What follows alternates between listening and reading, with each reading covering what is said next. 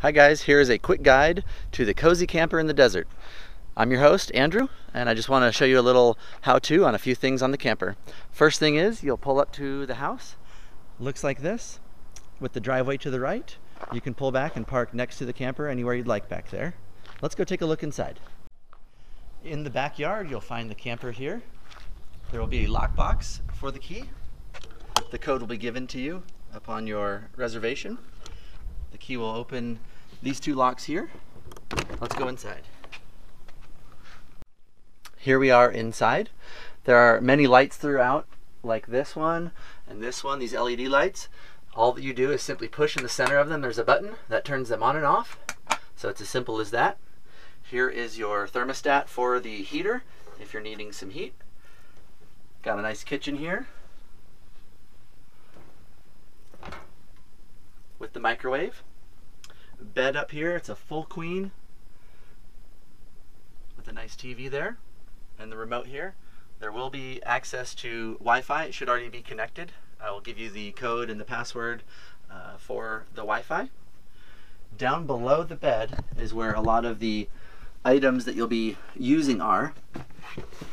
Here is your water pump turn on to get your water pressure to any of the sink, the toilet, or the shower. So that turns it on. This here with the electricity, since this camper is hooked up to electricity, you'll use this to turn that on right there. This is your water heater. Usually you're going to need about 30 minutes or so before a shower to turn that on and heat up the water. So just try and remember to turn the water heater on about 30 minutes before a shower. If it's in the afternoon or a warm day, you may not even need it at all. If it's a cool morning, definitely going to need a few minutes of that on. So that is the water heater. You got some outlets here for you. These buttons here let you know how full or drained things are. This will tell you about the battery. The battery's full. Black water, which is the toilet water, it is low, which is good. The gray water is like shower water, mostly clean. And then the fresh tank is the water to use for the toilet and for the shower, and that is full. So these kind of tell you the levels of these things. And again, the water pump turn on, water heater. Shouldn't need the gas because we're hooked up to electric, so this will be the way to go. Next is the fridge.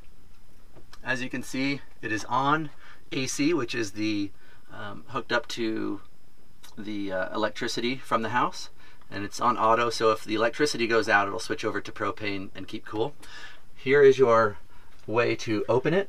Just push this and then it comes out. It's a little bit tricky when you go to close it. Make sure you actually hear the click. That makes sure it's actually fully closed. Here is the shower. It is a little bit small, but it gets the job done. Here's the shower head. So what you'll be doing is you use this for the hot, this for the cold.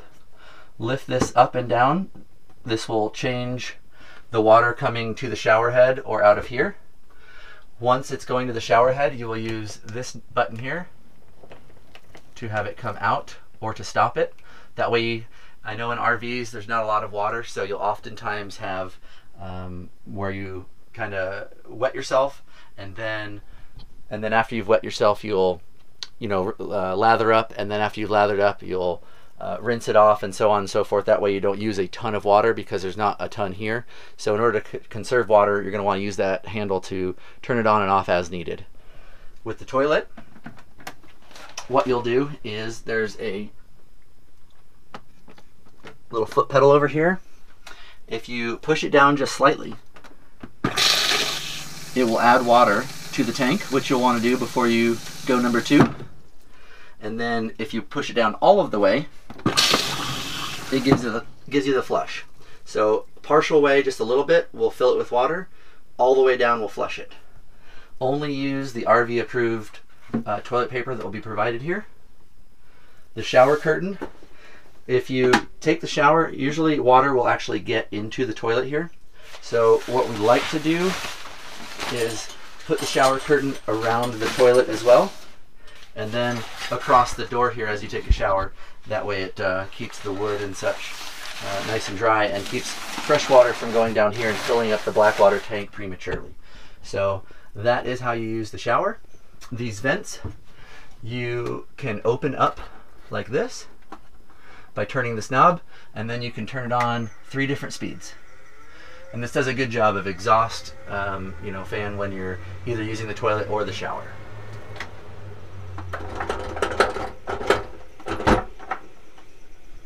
If you would like to use the jackknife as a bed, you lift up in the front, and then as it comes forward, you'll then push down and lay it flat.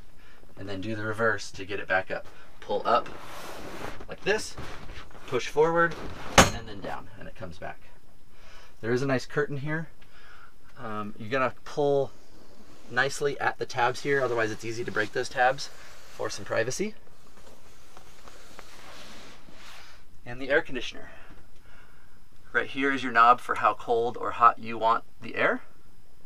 The gray over here is just a fan. The blue is actually air conditioning. So you can choose whether just to move and circulate air or to actually cool it down with air conditioning.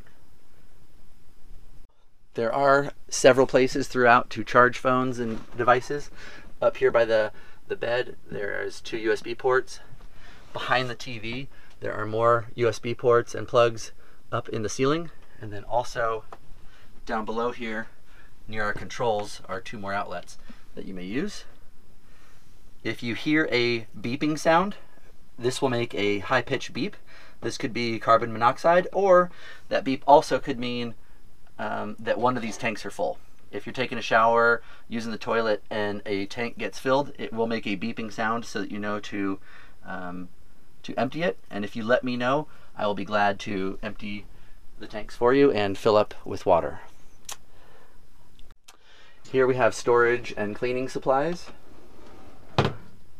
Over here there's some more bedding if you get cold, to add a big comforter. In these drawers here, you lift up and then pull out. So some things like aluminum foil and salt and pepper. Ooh, shot glasses. Some pens in case you need to write anything down. Here's some silverware, well, plasticware I guess, close enough. Over here, some pots, pans, bowls, plates, cups, in case you need to be doing any cooking or eating. There is some extra virgin olive oil spray. Please spray the pans if you're going to use them for cooking. And then some more cleaning supplies and toiletries up here. And of course Lysol to disinfect.